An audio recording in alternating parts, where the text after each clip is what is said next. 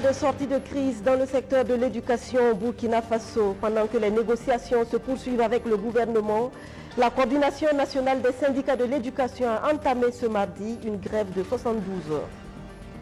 Les contrôleurs et inspecteurs du travail, eux, sont parvenus à un accord avec le gouvernement. Après des mois de sit-in et de grève, le SYNACIT vient d'obtenir la satisfaction de 5 de ses 6 points de revendication. Une rencontre considérée comme une étape importante pour la mise en œuvre effective de la force conjointe du G5 Sahel. La réunion hier à Bamako des ministres des Affaires étrangères des 5 pays membres du groupe, elle a abouti en effet à la mise en place d'un fonds pour gérer les aides à la lutte contre le terrorisme dans le Sahel. Soyez les bienvenus sur BF1. Le monde de l'éducation s'enlise dans la crise. Pas d'issue favorable aux négociations en cours avec le gouvernement. Un mot d'ordre de grève de 72 heures a été lancé ce 9 janvier sur l'ensemble du territoire national. Abdourazak Traoré. Pendant que les responsables syndicaux de l'éducation sont en négociation avec le gouvernement, la base, elle, est mobilisée ici à la Bourse du Travail. Pas question de baisser la garde, il faut maintenir la pression jusqu'à ce que l'État cède. Et ce n'est pas la proposition du gouvernement qui consiste à remettre tout à plat qui va ralentir l'élan du monde éducatif. Je crois que cette proposition ne peut pas être une réponse à notre plateforme revendicative. Elle aurait été formulée plus tôt que nous l'aurions comprise. Mais pour nous, elle n'est pas une réponse à notre plateforme revendicative. Et elle ne saurait l'être. Pour l'instant, nous avons une plateforme revendicative en 4 points. C'est autour d'elle nous nous battons. Quand les questions plus globales qui vont au-delà de l'éducation vont se poser aussi, nous allons examiner et nous verrons ce que nous pourrons apporter à ce niveau. Mais pour l'instant, nous sommes au niveau du secteur de l'éducation et c'est à ce niveau que nous avons des préoccupations que nous avons posées clairement et qui doivent trouver des solutions de la part de l'État. Justement, les propositions concrètes de l'État ne sont pas encore dévoilées, mais il ressort que le gouvernement mesure l'ampleur des événements. Bon, les négociations gouvernement-syndicat pour résoudre le problème de l'éducation ont commencé véritablement le 4 janvier, se sont poursuivies le 5. Il y a eu une suspension et elles ont repris ce matin. Et jusqu'à présent, on n'est pas parvenu à un accord définitif. Et les éléments qui nous parviennent de ces négociations nous laisse voir que le gouvernement a enfin compris la gravité de la situation et tente dans la mesure du possible de résoudre le problème lié à la plateforme revendicative. Et nous osons croire à sa bonne foi. Le premier point de notre revendication, c'est l'adoption d'un statut valorisant. Et la deuxième chose, c'est l'accès, l'amélioration de l'accès au système éducatif. Le troisième point, c'est l'amélioration des conditions de vie et de travail de l'ensemble des acteurs, aussi bien les élèves y compris, pour une éducation et un système éducatif plus efficient. Et le dernier point, c'est la revalorisation de la fonction enseignante. En attendant que les choses se précisent avec les pourparlers, la grève entamée ce mardi se poursuit jusqu'au jeudi prochain. Conséquence, établissements scolaires publics paralysés et même une partie des écoles privées comme ici au lycée Wenmanegda où des élèves sont arrivés de manière violente ce mardi matin pour demander la fermeture des classes. L'administration n'a donc pas eu le choix que de suspendre les cours du 9 au 11 janvier prochain, date à laquelle le mouvement d'humeur prendra fin. Un mouvement qui connaîtra son épilogue demain mercredi avec une marche de protestation à l'appel de la coordination nationale des syndicats de l'éducation, structure qui mène la grève. Le syndicat autonome des contrôleurs et inspecteurs du travail, lui, a levé son mot d'ordre de suspension des conciliations en vigueur depuis août 2017. Il faut dire qu'après plusieurs mois de lutte, le SYNACIT a eu gain de cause. 5 points de revendication sur 6 satisfaits. L'accord a été signé le 29 décembre dernier avec le gouvernement. Roméo Kweta. En sit-in en août dernier, voici entre autres ce que réclamait le SYNACIT, le syndicat autonome des contrôleurs et inspecteurs de travail. La direction de la Boucle du Monde présentement, qui n'a plus de véhicules, pourtant c'est la plus grande région en termes de province, il a plusieurs mois, n'a plus de véhicules. Vous prenez la direction régionale de Tengodoro également, ils ont un problème là-bas aussi. Ce mardi 9 janvier, voici les propos du même secrétaire général du SYNACIT.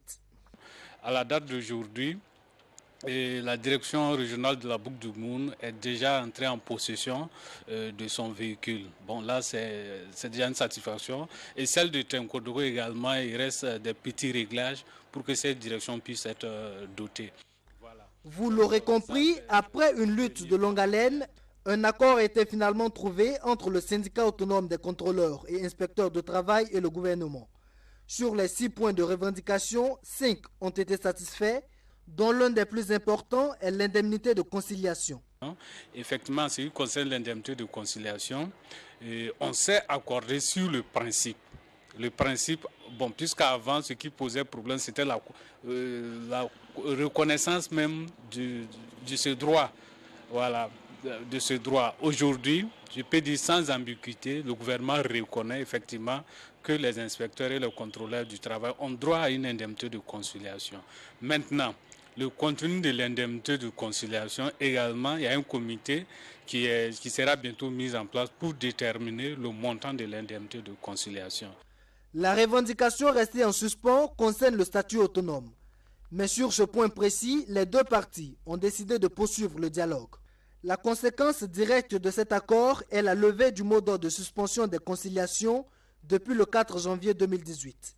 Une conférence de presse est prévue le vendredi 12 janvier prochain pour donner plus de détails sur le protocole d'accord. Un accord signé le 29 décembre dernier alors que le président du Faso annonce la fin des traitements au cas par cas et souhaite remettre à plat le dispositif de rémunération des travailleurs du public pour faire disparaître les dysfonctionnements et injustices. Mais au SYNACIT, on est clair sur cette question. Plus de marche arrière, un acquis reste un acquis.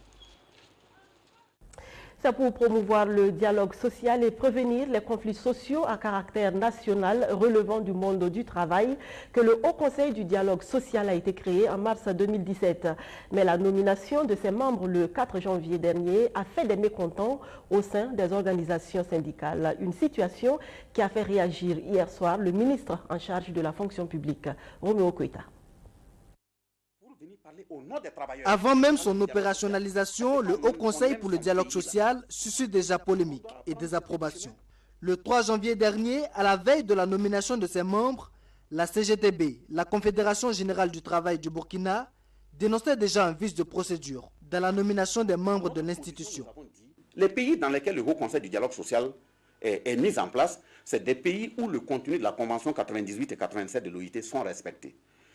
Ces conventions disent que dans le pays, quel que soit le nombre des syndicats, il faut faire des élections professionnelles et permettre aux travailleurs de dire, voilà, moi, je donne en tout cas mon avenir sur 5 ans là à tel syndicat pour me défendre. Et on dépouille, on dit dans le pays, voilà les organisations qui sont les plus représentatives. Et ce sont ces organisations, 2 ou 3, qu'on consulte et puis ils envoient des représentants dans un Haut Conseil du dialogue social. Ce lundi 8 janvier, c'est le ministre en charge de la fonction publique qui donne sa version des faits. Pour Clément Ouedraogo, le mouvement syndical burkinabé ne remplit pas les conditions d'organisation d'élections professionnelles comme le souhaite la CGTB. Et les organisations professionnelles, c'est vrai, sont prévues dans les textes, mais jusque-là, cette élection n'a pas été organisée au Burkina, aussi parce que les conditions de consensus qui doivent prévaloir à l'élection ne sont pas réunies au niveau du monde syndical. Donc la question ne se pose pas au niveau du gouvernement. Clément Ouedraogo dit s'en tenir pour l'instant à la liste communiquée par l'UAS, l'unité d'action syndicale. Mais qu'à cela ne tienne, le gouvernement reste disposé à tout réamendement que les syndicats parviendraient à opérer sur la dite liste. Si demain matin, en arrivant au bureau, en mettant un courrier du président de l'UAS qui dit qu'il y a d'autres membres désignés, bon, moi j'amène un nouveau rapport en conseil et je dégomme ceux qui sont là et je fais nommer les nouveaux membres désignés par l'UAS. Notre référence à la matière, c'est l'UAS. Le Haut Conseil pour le dialogue social est constitué au total de 30 membres titulaires et de 30 suppléants. 10 membres et 10 suppléants pour chaque composante, l'État, les organisations d'employeurs et les organisations syndicales. Selon Clément Sawadogo, l'opportunité du Haut Conseil pour le dialogue social n'est plus à démontrer. Contrairement au Conseil économique et social et aux médiateurs du Faso qui ont des attributions limitées, cette nouvelle institution va promouvoir le dialogue social aussi bien dans l'administration publique que dans le privé, y compris le secteur informel. 3 jours pour faire la promotion des meilleures pratiques en matière de commerce international, l'élaboration des contrats, le paiement des factures et le règlement des litiges commerciaux, autant de concepts qui seront élucidés pour les participants aux Journées nationales de la médiation et des contrats commerciaux. Mireille Douagno a assisté ce matin à l'ouverture des travaux. Le législateur Ouada a pris un acte fort dans la médiation commerciale en vue d'une résolution pacifique et aimable des litiges. Dans le cadre des Journées nationales de la médiation, les acteurs du monde économique, réunis dans une même salle, passent en revue les méthodes et procédures de médiation. Nous allons encore continuer à sensibiliser les milieux économiques sur la médiation, sur comment régler leurs litiges selon leurs propres méthodes. Donc, ce matin, on va parler de la culture de la médiation. Demain, après-demain, on va travailler sur les contrats internationaux et dire au milieu juridique et judiciaire encore comment on rédige un contrat, comment on insère des clauses de règlement des litiges, des clauses bien rédigées qui permettent la mise en œuvre de ces clauses-là. Depuis 2008, l'Association des centres africains d'arbitrage et de médiation agit au Burkina Faso. Les résultats des médiations sont probants. Les décisions qui sont rendues au centre d'arbitrage et de médiation ont une portée juridique. Et je vous ai dit tout à l'heure qu'il y a un acte uniforme qui a été pris sur la médiation, mais avant ça déjà, il y avait un acte uniforme spécifique sur l'arbitrage. Donc une sentence qui est rendue à force de choses jugées entre les parties. Une sentence qui est rendue est la loi des parties. Donc un protocole d'accord qui est signé, un protocole de médiation qui est signé entre les parties à une force juridique peut faire l'objet d'exécution forcée, tout comme une sentence arbitrale, tout comme une décision de justice. Le centre d'arbitrage, de médiation et de conciliation de Ouagadougou-Kamko enregistre à ce jour plus de 500 dossiers, dont plus de la moitié ont été réglés par le biais de la médiation. Le Burkina Faso va bénéficier de l'expertise française dans la création de la Caisse de dépôt et consignation. Xavier Lapin de Cabane l'a dit ce matin à Paul Kabatieba lors de l'audience que ce dernier lui a accordée. L'ambassadeur de France au Burkina Faso, que je vous propose d'écouter au micro de Rémi Lambert-Nébier. C'est un apport, je dirais, d'ordre technique ou d'expertise, d'une certaine façon. Nous avons en France une caisse des dépôts depuis un peu plus de 200 ans, qui fonctionne pas mal, qui a beaucoup aidé à soutenir l'économie française. La caisse des dépôts française a beaucoup soutenu notamment tout ce qui est le logement social en France, mais elle a également beaucoup de prise de participation dans des entreprises françaises. Et de ce fait, elle soutient en permanence l'économie française, et donc les entreprises françaises. Donc l'idée, c'est un peu de reproduire ce modèle qui a bien fonctionné en France.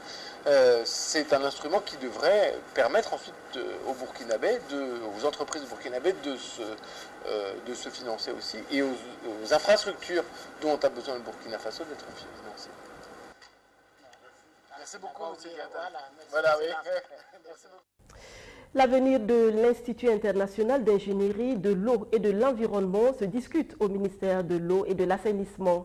Les échanges sur la question ont eu lieu ce matin entre le ministre Ambroise Ouédraogo et une délégation de l'Agence française de développement. Une autre preuve de la bonne qualité des relations entre le Burkina Faso et la France. Madina Sienou. Environ 1 heure d'échange entre le ministre en charge de l'eau et la délégation de l'Agence française de développement AFD. Des échanges portés essentiellement sur le processus de redynamisation de l'Institut international d'ingénierie de l'eau et de l'environnement 2 yeux. Cette école a vocation à devenir devenir très importante et à représenter l'innovation, l'avenir, à travailler sur des enjeux extrêmement forts comme le changement climatique, l'énergie. Donc je crois que on est dans cette perspective-là.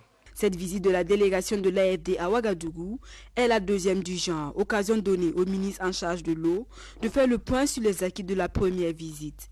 Ce matin, on a fait le point de ce qu'ils ont déjà fait. C'est très prometteur. Ils sont contents de l'équipe aujourd'hui de l'école qui vraiment avance. Ils sont contents des ambitions et des programmes immédiats de l'école.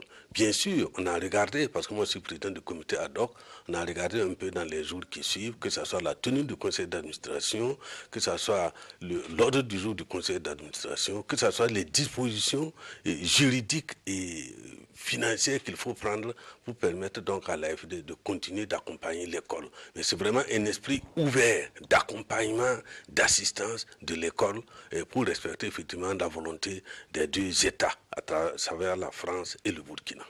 L'Institut international d'ingénierie de l'eau et de l'environnement d'Euzieux a été créé en 2006 par 14 États d'Afrique de l'Ouest et centrale. Elle compte environ 1200 étudiants de 30 nationalités.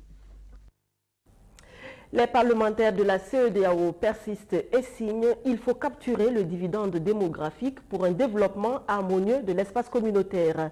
6 mois après la rencontre d'Abuja qui a préconisé cette donne mal accueillie par l'opinion publique, la réunion de Ouagadougou, ces 8 et 9 janvier, s'est voulue explicative. Mireille Douagnou. Une déclaration des parlementaires de la CEDEAO, de la Mauritanie et du Tchad sur le financement adéquat de la santé, les dividendes démographiques et les politiques de population. C'était en juillet 2017, à l'issue d'une rencontre. 6 mois après, les engagements forts de cette déclaration reviennent sur la table de discussion. L'un des engagements a été de dire que chaque année désormais, l'ensemble des pays de la CEDEAO, plus ceux du Tchad et de la Mauritanie, allaient augmenter leur budget de 2% par an, le budget accordé à la santé. Quand vous regardez dans le domaine de la santé, nous avons des défis. Il y a un problème d'offre de santé, nous avons un problème par rapport à la disponibilité des vaccins, nous avons un certain nombre de défis à relever. Donc il s'agit pour nous de pousser les pays à augmenter le budget alloué à la santé. Et sur cette base, les chefs d'État en 2001 avaient pris l'engagement de porter ce budget à 15% de l'ensemble du budget de l'État. Et cette borne n'a jamais été atteinte. Donc voici un engagement qui permet d'y aller doucement. L'autre engagement que je peux citer comme un exemple assez important, c'est l'engagement qui fait tant de bruit. Lorsque nous avons dit qu'il faut capturer le dividende démographique, qui est un rapport entre population, ressources économiques, cet engagement disait qu'il faut travailler à ramener l'indice de fécondité par enfant, enfin autour de 3 enfants par femme. C'était une moyenne. Et ça n'avait pas été très bien expliqué.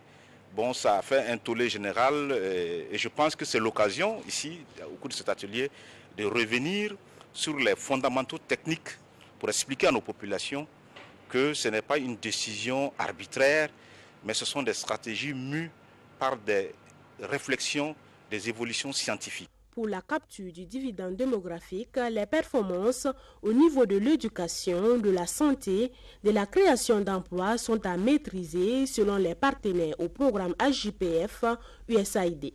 Aucun pays ne peut émerger sans la transition démographique. Or, vous ne pouvez pas avoir des performances dans le domaine de l'éducation si vous ne réduisez pas la pression sur le secteur de l'éducation. De la même façon, lorsque la pression démographique est trop forte, vous ne pouvez pas avoir une santé de qualité. Vous ne pouvez pas non plus espérer avoir une productivité élevée qui facilite des créations d'emplois pour nourrir le développement économique. Donc tout ceci mis bout à bout amène à la conviction que nos pays ont besoin de capturer le dividende démographique, peu importe ce que les autres en pensent. Le Burkina Faso est au-delà des 15% du budget consacré à la santé, comme le souhaite la déclaration d'Abuja à l'horizon 2025. Sur 423 millions d'euros nécessaires pour la première année de mise en œuvre de la force conjointe du G5 Sahel, 294 millions étaient jusqu'ici mobilisés. En réunion hier lundi à Bamako, les ministres des Affaires étrangères des pays membres ont décidé de la création d'un fonds pour gérer les différentes contributions des pays donateurs. Une étape importante dans l'opérationnalisation effective de la force annoncée pour mars 2018. Il est effectif, le fonds fiduciaire destiné à la gestion de l'aide promise aux pays du G5 Sahel pour combattre les djihadistes. Le Tchad, le Mali, le Burkina Faso, le Niger et la Mauritanie en ont fait l'annonce à Bamako lundi. C'était à l'issue d'une réunion des ministres des Affaires étrangères. Pris des décisions importantes lors de cette session, notamment celle qui consiste à créer un fonds fiduciaire pour recevoir les ressources nécessaires à l'opérationnalisation rapide de la force conjointe du G5 Sahel. Et nous avons décidé que ce fonds serait, la gouvernance de ce fonds et son fonctionnement vont s'articuler autour d'un comité de soutien et un comité de contrôle que nous avons souhaité ouvrir aux partenaires bilatéraux et multilatéraux.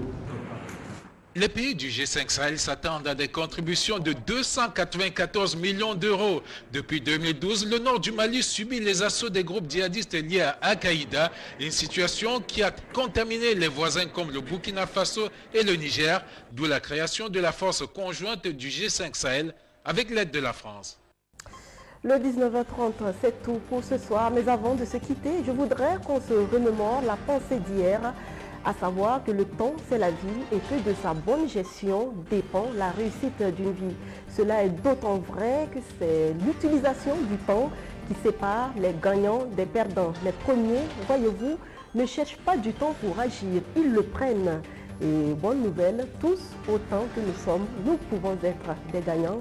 Car tous les matins, une nouvelle occasion d'employer les heures à notre guise nous est donnée et cette offre de repartir sur de bonnes bases nous sera faite tous les jours pour le reste de notre vie. Merci de nous rester fidèles. Je vous retrouve demain.